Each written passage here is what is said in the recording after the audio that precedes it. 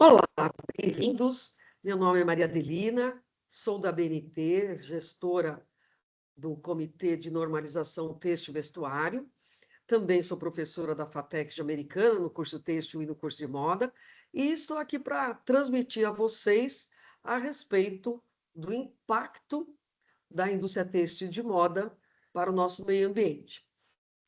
Gostaria de agradecer bastante ao convite feito pela diretora Kátia, da Educação Ambiental, e espero contribuir com vocês no sentido de agregar informações. Para facilitar, vou mostrar algumas imagens para nos localizar sobre essa questão do têxtil e moda no meio ambiente.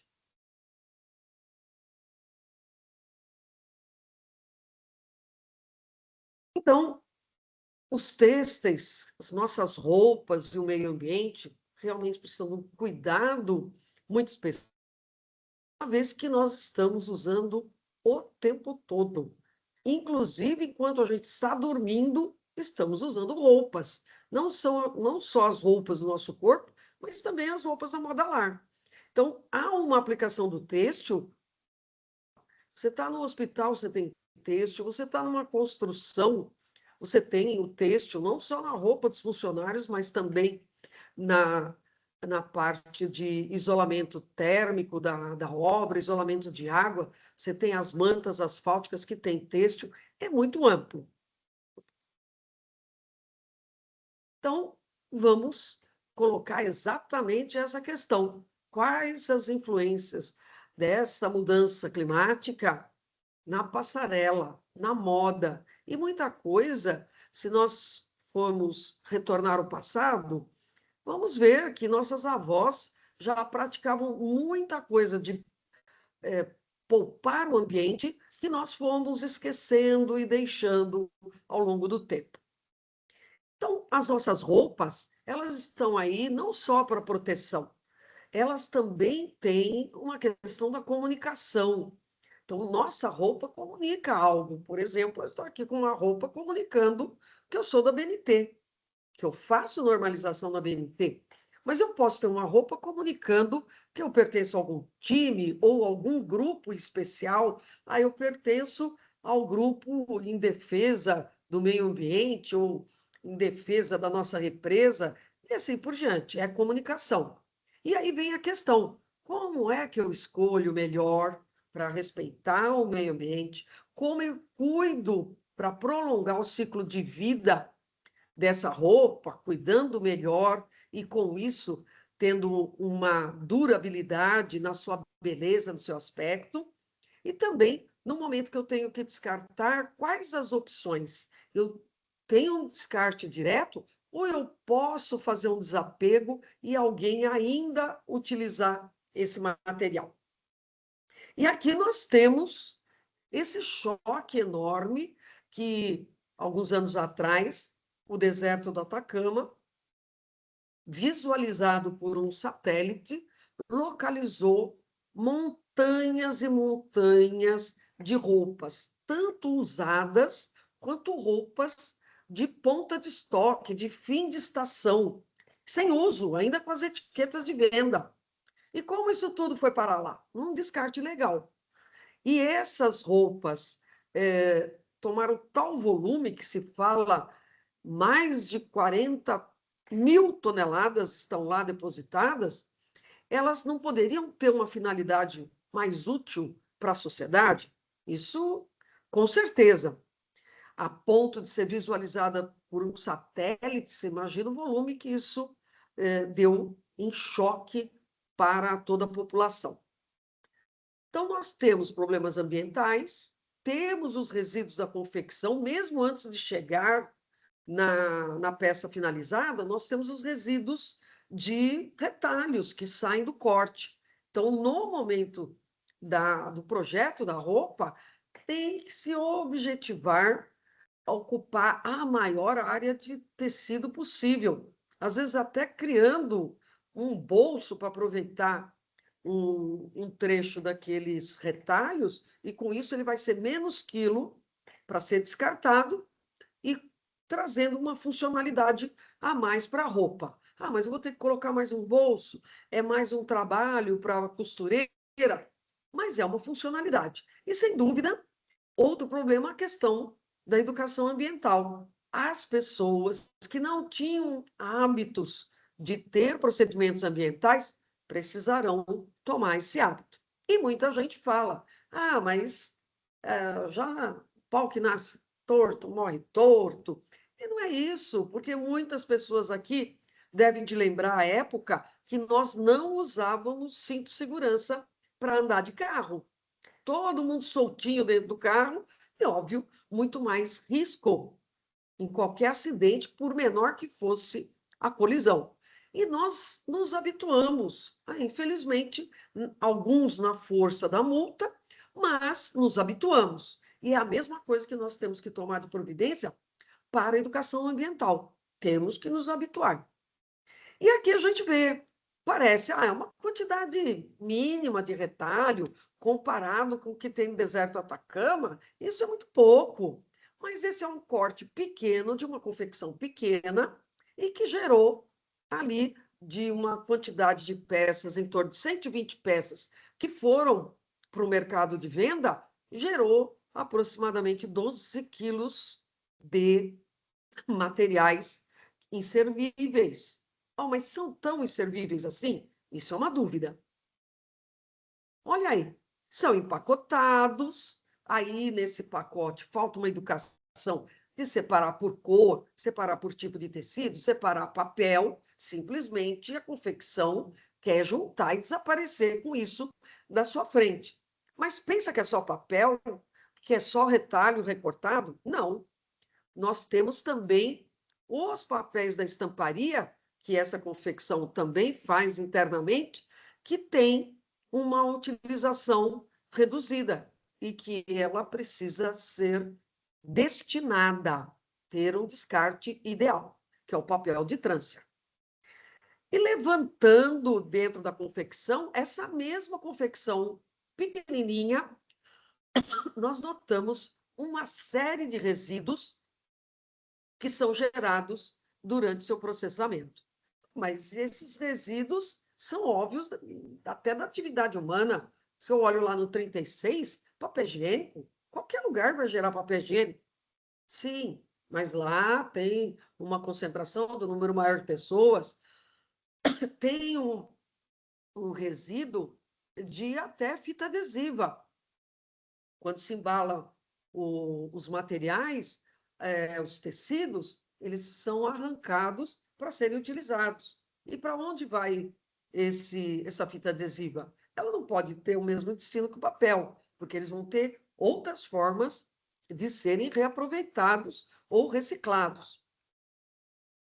Há, por exemplo, o caso da Dudalina, famosa produtora de camisas aí de alto padrão, que eles começaram também a fazer, através do Instituto Adelina Rez, um trabalho de aproveitamento de retalhos não interno à empresa, fornecendo esses pacotes que são obtidos dos retalhos recortados de um tamanho padronizado, consequentemente, gera um retalho menor, mas que esse vai ser um volume ínfimo comparado com os retalhos que eles tinham antes. E esses retalhos, também com final do cone, da linha, daquela cor que já saiu da linha de produção, também eles colocam botões de linhas que já a camisaria não está fazendo mais. Então, eles colocam esses materiais nesse pacotinho que vocês visualizam, e eles são destinados clubes de mãe, clubes de artesanato, asilos e qualquer outro lugar que queira trabalhar com esses retalhos. E desses retalhos, muitas transformações. As principais, aventais para churrasco, porque isso todo mundo gosta de ganhar e depois vai durar muito tempo, não vai ser descartado rapidamente para a natureza. Também se faz sacolas, ecobags, que também tem uma utilização por muito tempo e trazendo ao consumidor a satisfação de estou usando uma bolsa ecológica que não vai poluir a natureza. Também é feito tapete que faz a casa ter lá a possibilidade de estar ornamentada, mas também segura a poeira que vem externo, permite limpar o pé. Então, muitas oportunidades de utilização, e você vê que sacola bonita nesse caso. Tanto a pessoa que fez tem o prazer de estar fazendo uma transformação do retalho para algo útil, quanto quem usa também vai ter o prazer de usar algo que está de acordo com a natureza. E você vê estampas, padrões de camisas de alto custo, enfeitando essa sacola, para não ficar uma sacola feia, feita de retalho qualquer. Tem uma geometria bonita e harmoniosa. E parou só nas iniciativas da Dudalina, ou aquela pequena confecção com os 12 quilos de retalhos para destinar? Não, essa foto aqui foi tirada no Bom Retiro, na cidade de São Paulo, ali na região da José Paulino, César Lombroso, que é realmente um shopping a céu aberto, grande concentração de boas marcas, que no final do dia simplesmente jogam fora, bota para fora.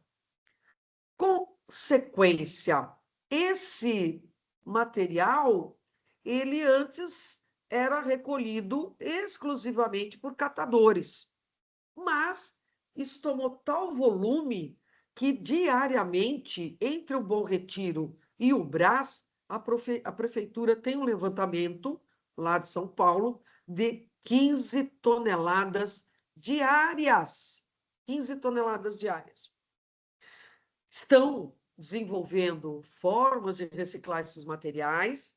Muita gente sobrevive desses retalhos, separando partes maiores, peças que eventualmente rasgarem provador. Então, tem um interesse nesse retalho por uma população que vive deles. Da mesma maneira que tem muito catador de latinha que exclusivamente vive da venda das latinhas de alumínio, que muita gente elogia. O Brasil é um grande reciclador de lata de alumínio, mas muito está associado ao motivo social. Ele é uma fonte de renda. Aqui, outra rua, também no Bom Retiro, aonde nós vemos não só que, em primeiro plano, uma enorme quantidade ainda misturada com papel, com plástico, mas também aqui no fundo, mais à direita, sacos e sacos que deverão ser destinados. E isso com custo de quem? Ao final das contas, da prefeitura. A partir do momento que os catadores passaram, quando as confecções colocam isso às 5 da tarde e os catadores já estão à espera para fazer a seleção do que interessa a eles, até às 6 da tarde, isso é terra de ninguém, pegou quem quis.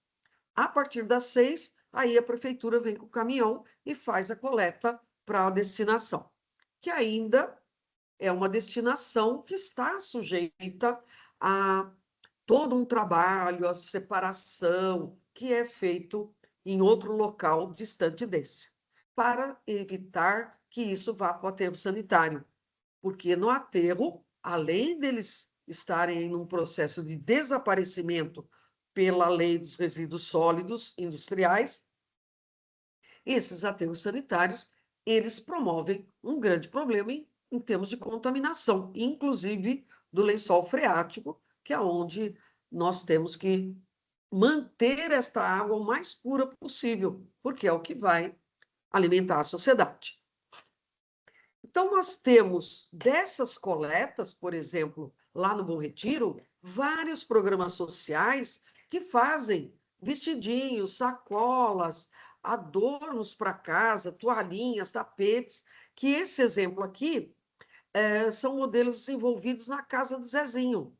Então, você vê como ficou bonito e que certamente algumas pessoas vão querer ir às lojas comprar tecidos absolutamente novos para imitar. esses modelos que dão um resultado visual interessante. São atividades que tanto permitem a utilização como oferecem emprego. Também em Americana, nós temos um caso muito interessante, que a EcoSimple é uma empresa que recicla os retalhos, separa por cores, transforma esses retalhos desfibrados em fios e depois transforma em tecido.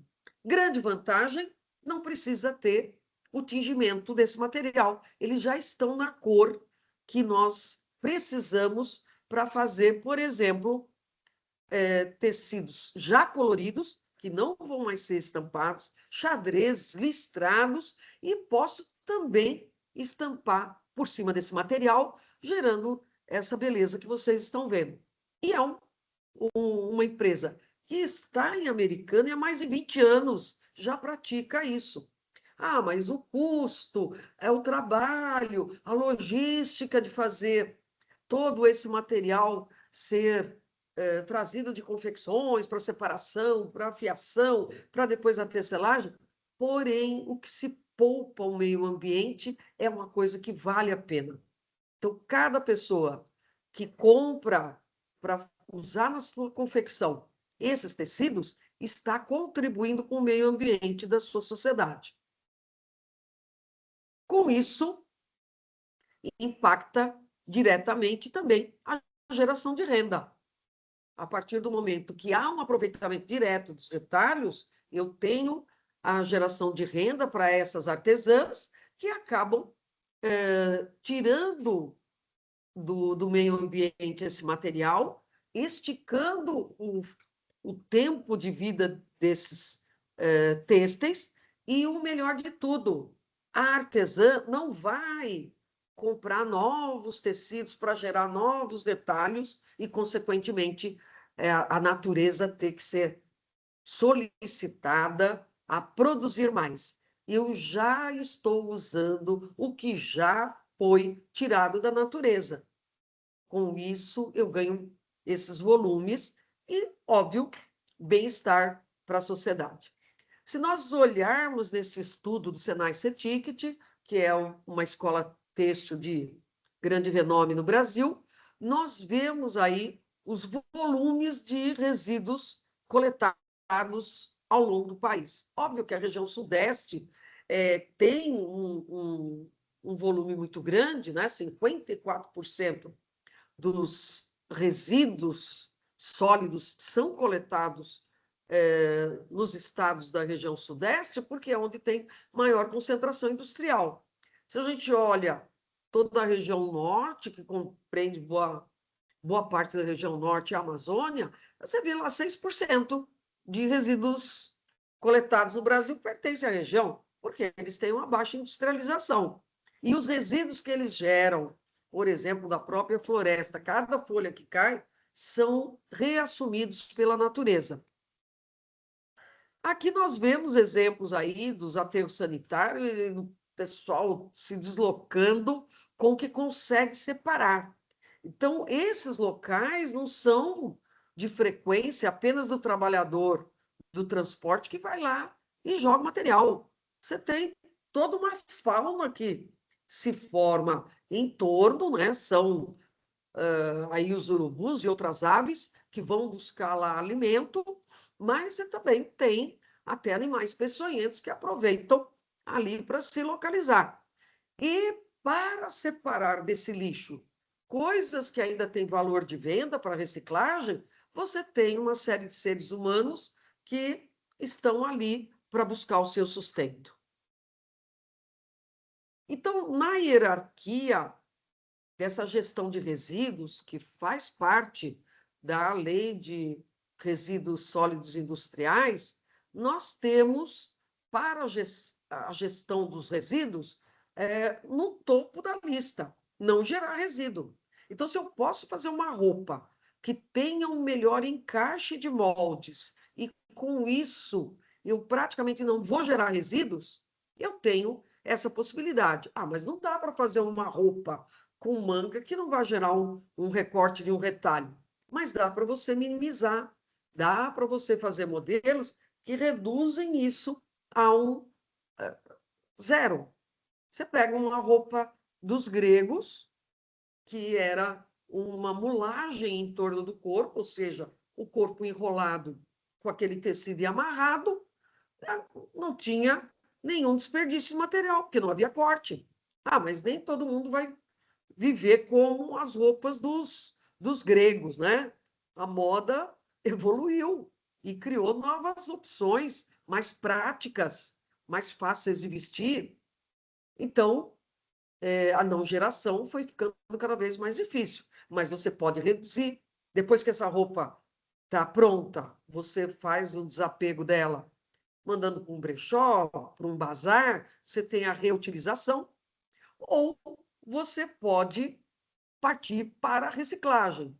Ah, desfibrei. Para desfibrar, eu tenho que tomar o seguinte cuidado: tem que tirar botões, zíper, estampas, e aí, então, eu vou poder desfibrar esse material. Ah, mas ainda tem resíduos. E aí, esses resíduos vão para um tratamento final. Então, há um interesse desse controle desse material, porque, como eu falei, muita gente se aproveita dos retalhos para ter uma geração de renda. E isso tanto afeta o aspecto, o pilar econômico, como o pilar social.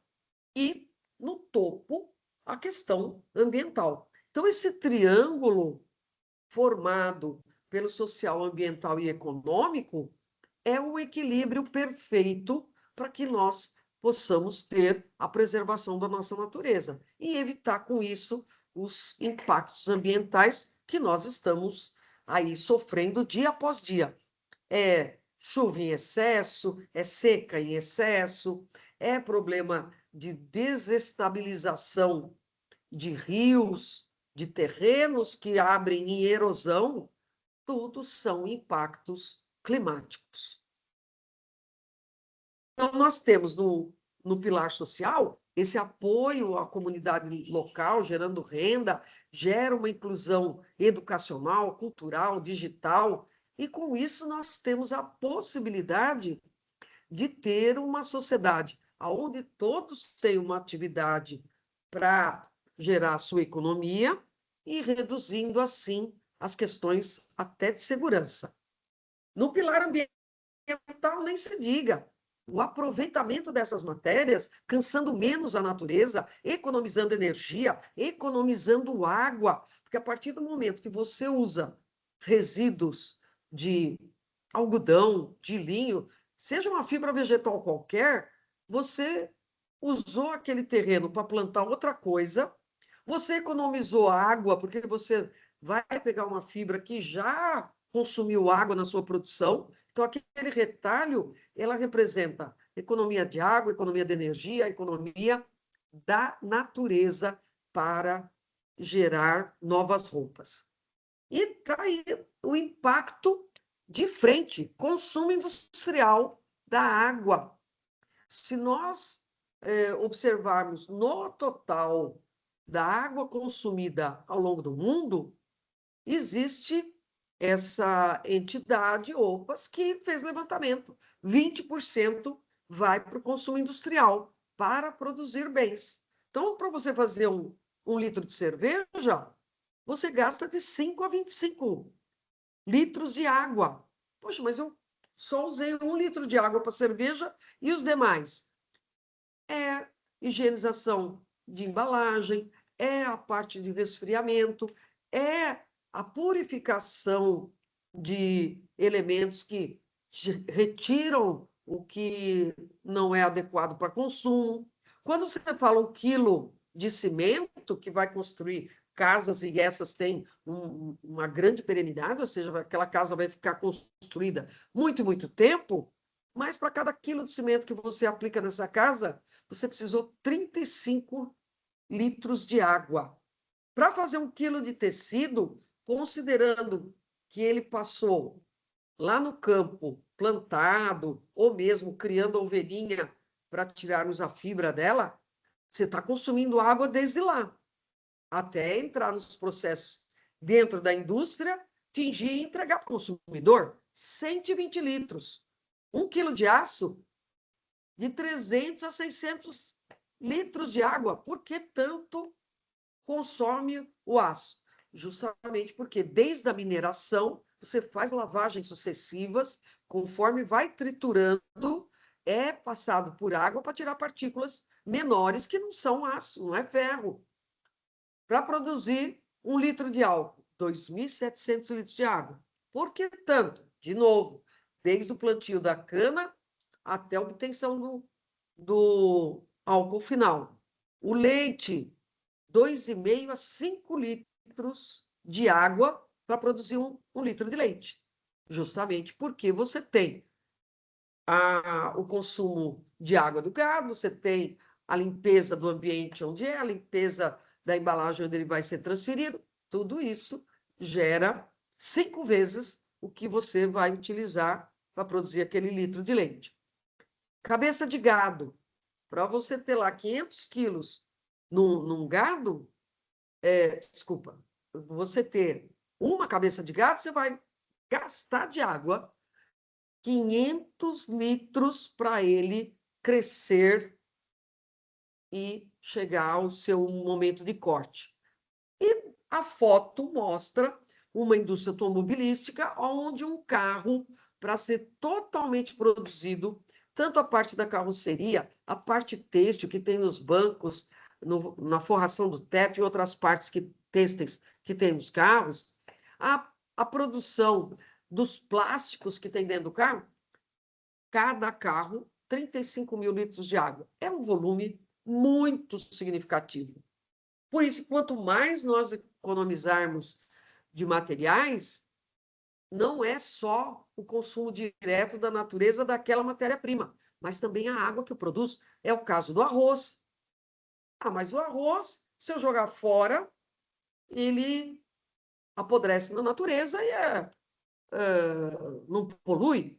Sim, mas cada vez que você vai ter que produzir 1 quilo de arroz no campo, você vai gastar 4.500 litros de água em irrigação, que é uma produção que é feita praticamente imersa na água. Então, isso é um levantamento realizado que você vê o quanto de água, que lá na indústria era 20%, na agricultura é 70%.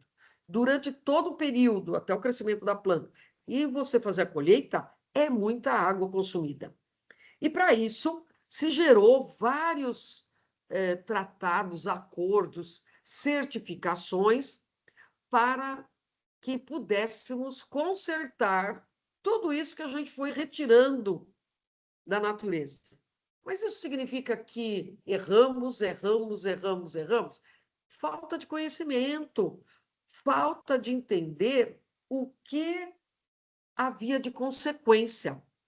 E, com isso, nós temos um impacto tão grande na atividade humana sobre a natureza que foi necessário. Vamos fazer um pacto global, gerar certificações para avaliar. Está poluindo? Está gerando desequilíbrio? É sustentável?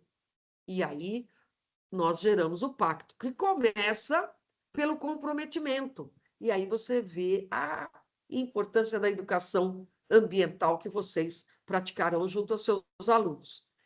É o comprometimento, é avaliar como isso impacta, como que você define formas de medição, como você implementa ações para reduzir esse impacto, como você mede para controlar o antes e o depois. Está bem, não está bem ainda, precisamos melhorar.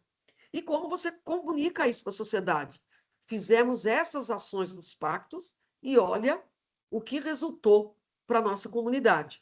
Então, isso é muito bonito quando, por vezes, a TV mostra praças totalmente abandonadas que a comunidade começa a tomar posse dessa praça para fazer horta, para fazer um recanto de descanso, para fazer uma quadra esportiva.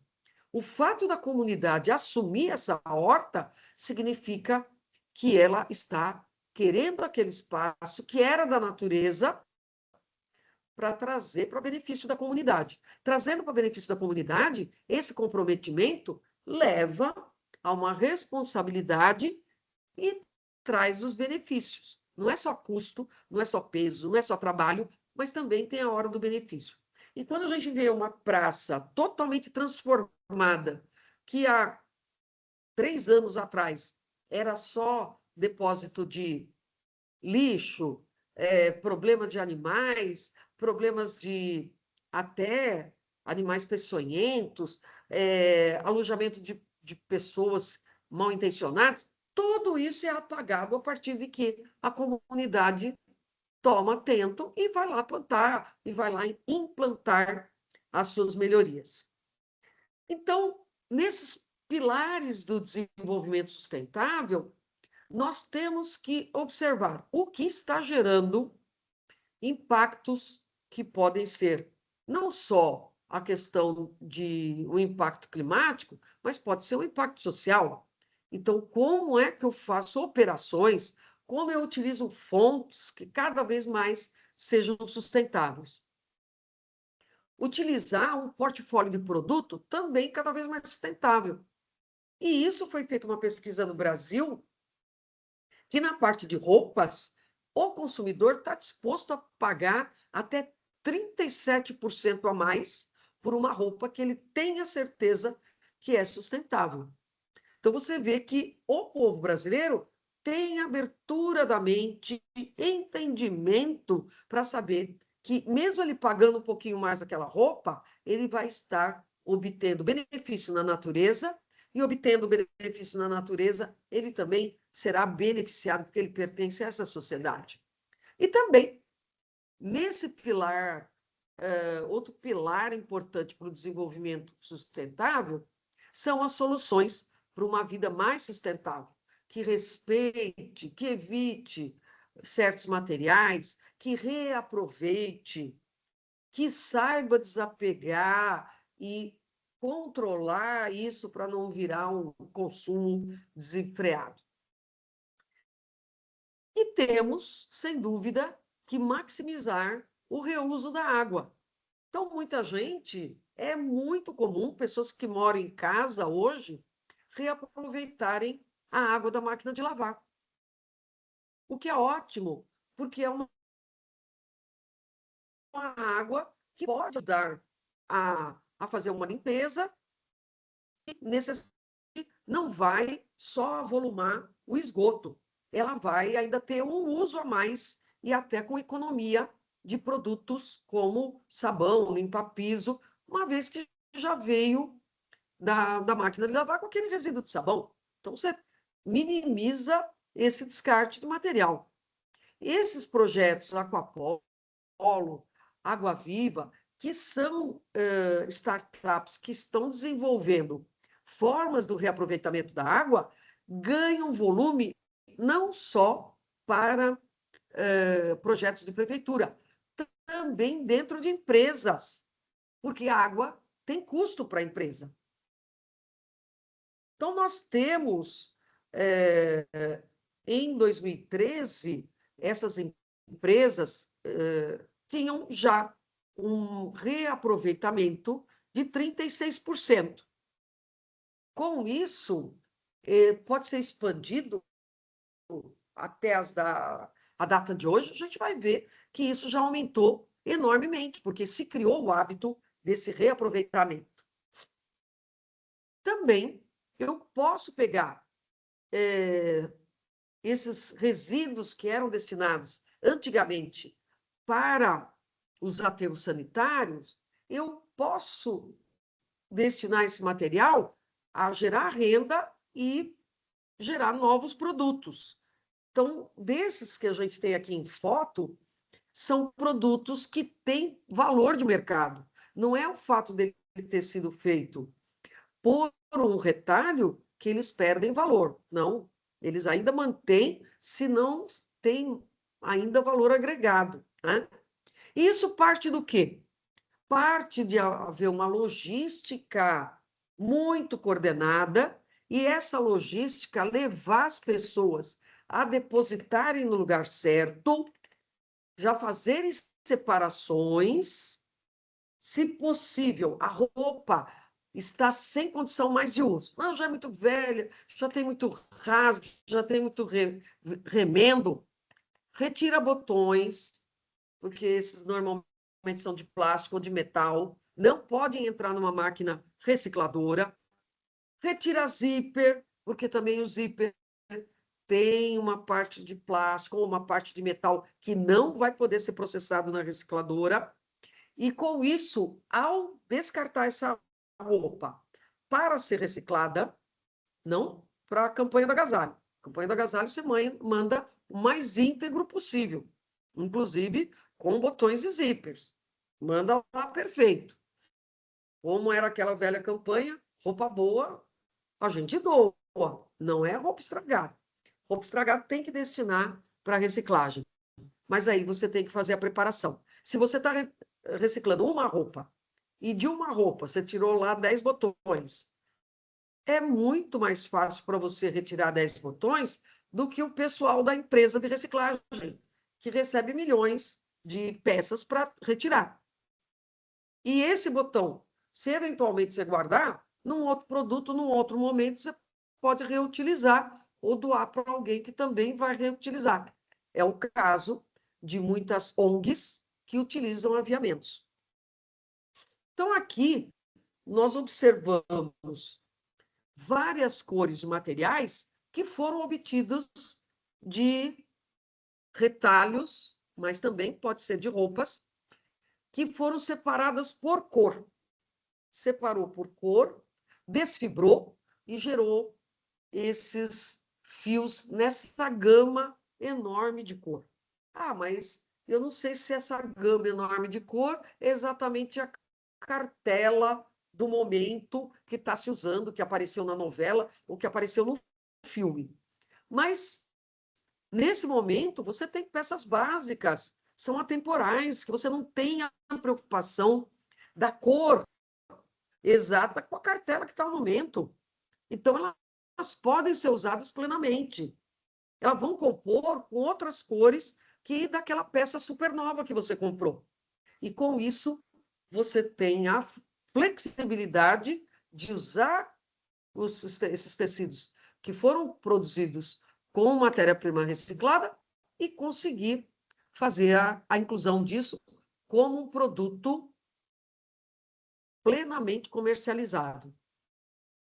Essas roupas, elas, na sua utilização, elas também tiveram cuidados para ter o prolongamento da sua vida. Muita gente, quando compra uma roupa nova, a primeira coisa que faz é retirar a etiqueta.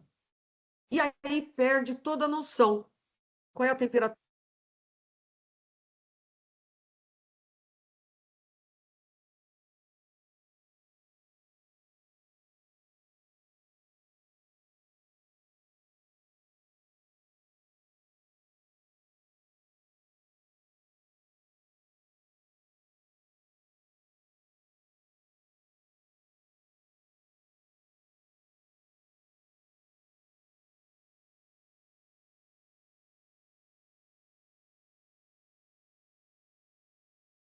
Um ciclo de vida muito mais longo. Gostaria de agradecer novamente o convite aqui da Educação Ambiental. Disponibilizo aí meu contato para quem desejar falar mais sobre a questão têxtil, a questão da moda, que é muito apedrejada, e é uma coisa necessária, é a nossa segunda pele, é a proteção, nosso abrigo. Então, temos que, tanto no momento que a gente está usando, que está nos permitindo ter uma imagem, está nos permitindo ter uma proteção, inclusive de saúde, e que nos possibilite dar uma destinação correta. E essa destinação correta, como eu falei, quanto mais demorar, quanto mais você utilizar essa roupa, demorar mais para um descarte, você terá uma um respeito à natureza maior, retirará menos materiais da natureza, respeitando todo o esforço que essa terra tem para te oferecer matérias-primas. Então, eu agradeço bastante e desejo a vocês uma boa aula aproveitando esses materiais. Obrigada.